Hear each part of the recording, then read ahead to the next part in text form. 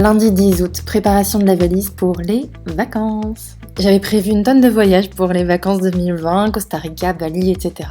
Et comme vous le savez, ça a dû être annulé. C'est pas grave, il y a plein de choses à découvrir proche de chez nous, donc on va découvrir l'Espagne en passant par Bordeaux, etc. Et pour ça, il me faut plein de choses dans ma valise. Donc des tenues décontractées, des tenues un petit peu plus habillées pour les soirées au restaurant avec une petite veste si jamais il fait un petit peu frais. Quelques tenues pour la plage et en ce moment je suis plutôt adepte du maillot de bain, short en jean et chemise en lin. Dans ma valise, j'ai aussi emporté quelques tenues un petit peu de soirée. Je suis partie à Marbella et là-bas, ils font pas mal la fête, donc quelques tenues pour la journée et pour la soirée. Au niveau des accessoires, je suis partie avec la collection Arizona de Aglaia & Co. Vous vous en souvenez peut-être, j'ai déjà collaboré avec eux l'été dernier. C'est une marque que j'aime beaucoup parce que déjà je trouve qu'ils font des produits d'excellente qualité avec de l'argent massif, du plaqué or, des pierres semi-précieuses. C'est de la fabrication française et ils ont des valeurs éthiques et de solidarité. Par exemple, la créatrice elle-même est allée aux États-Unis l'année dernière pour rencontrer les travailleurs de la mine de turquoise pour s'assurer vraiment du respect de l'environnement et du bien-être des travailleurs, mais aussi de solidarité parce que quand vous achetez un bijou, 5% de la somme est reversée à une association. Donc ils sont partenaires de 5 associations et c'est à vous de choisir l'association à laquelle vous voulez faire ce don, comme le Ruban Rose pour le cancer du sein, L214 pour les animaux, la Croix-Rouge française et encore 2 autres. Je vous laisserai aller voir sur le site si jamais ça vous intéresse. En tout cas, je trouve ça plutôt intéressant, ça permet de faire une bonne action en même temps que de se faire plaisir.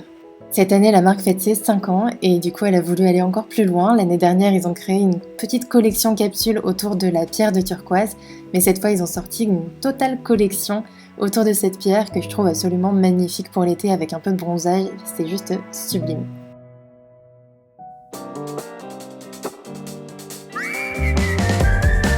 Bon, la valise est prête, c'est parti pour les vraies vacances. Premier stop pour aller retrouver mes amis à Bordeaux.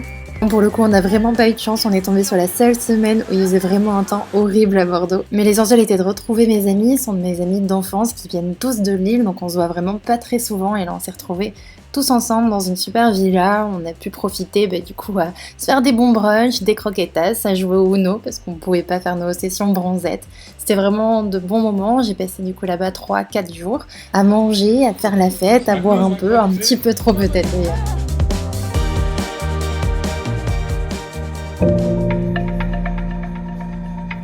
Après ces 4 petits jours à Bordeaux, on a repris la route pour retourner en Espagne, cette fois direction Madrid. C'était un petit peu particulier de découvrir Madrid de cette manière parce qu'un petit peu comme à Barcelone, les rues sont assez désertes, alors ça a des avantages, on a les hôtels qui sont beaucoup moins chers. On a d'ailleurs eu l'occasion de séjourner dans un super hôtel directement sur la Plaza Mayor, avec une vue magnifique, mais c'est vrai que tout est un peu au ralenti, alors on arrive quand même à profiter, on profite des parcs, des restaurants, des terrasses. Alors évidemment, on fait quand même un petit peu attention, on est toujours masqué quand on est dans les rues, on garde nos distances sur les terrasses.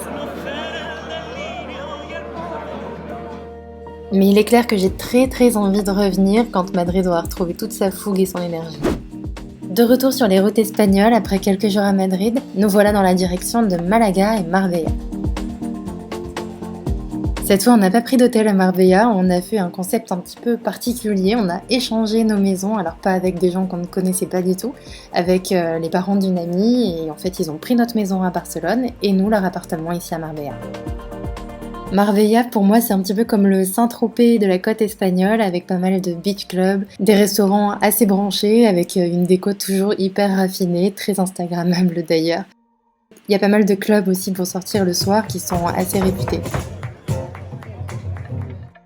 Pas très loin de Marbella, il y a Malaga, je trouve que ça a un côté un petit peu plus nature, un petit peu plus simple. On a testé l'un des chiringuitos, les chiringuitos c'est les petits restos comme ça qu'on a en bord de plage, avec l'espeto. Alors il y a l'espeto de sardine qui est très réputé ici, personnellement j'ai pris un espeto de gambas, c'était absolument délicieux.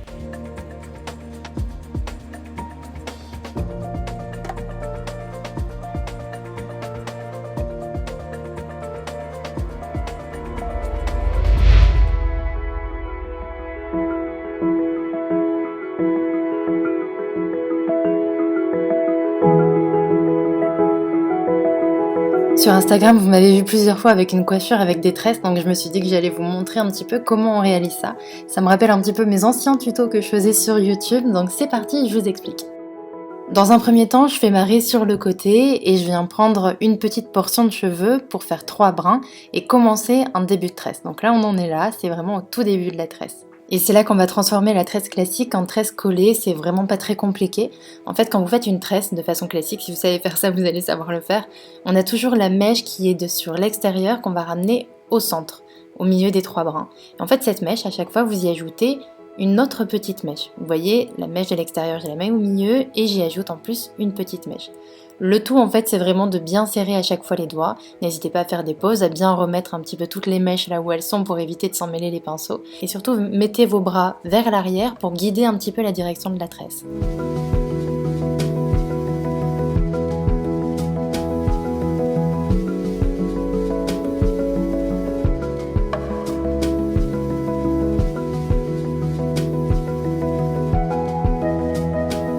Une fois que vous avez compris ça, c'est vraiment très facile. Vous pouvez faire des tresses vraiment sur toute la surface de la tête.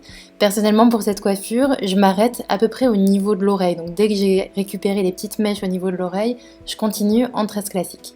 Puis je viens faire exactement la même chose de l'autre côté. Je récupère une portion de cheveux que je divise en 3 brins et je viens commencer par une tresse classique. Et ensuite, j'y ajoute des petites mèches comme ça à la mèche que je vais mettre au milieu.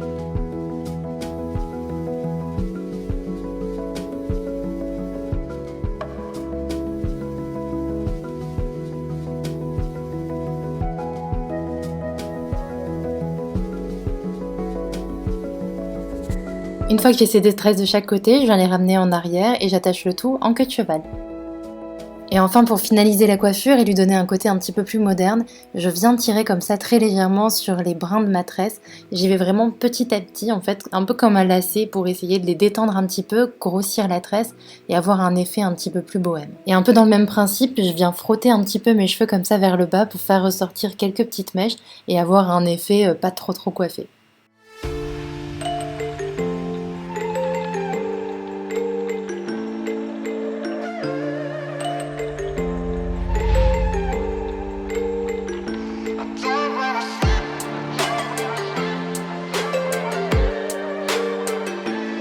Bon, j'espère que j'aurai été claire sur ce tuto coiffure. Si jamais vous la refaites, n'hésitez pas à m'envoyer une petite photo sur Instagram.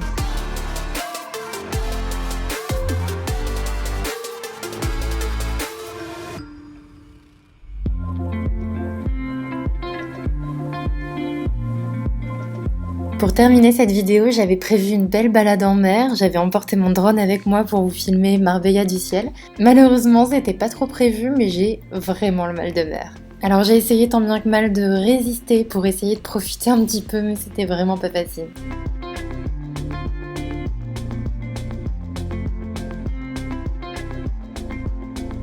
Donc j'avais prévu de vous filmer les jolies montagnes de la Sierra Blanca avec le drone, mais écoutez, ça sera uniquement depuis le bateau.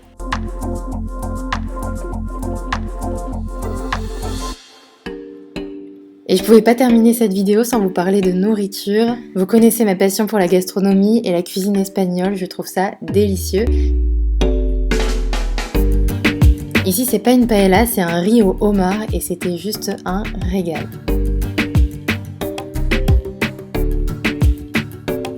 J'espère vraiment que cette vidéo vous aura plu, j'espère qu'elle vous aura fait voyager. Je vous fais plein d'énormes bisous et comme d'habitude, je vous dis à bientôt pour de prochaines vidéos.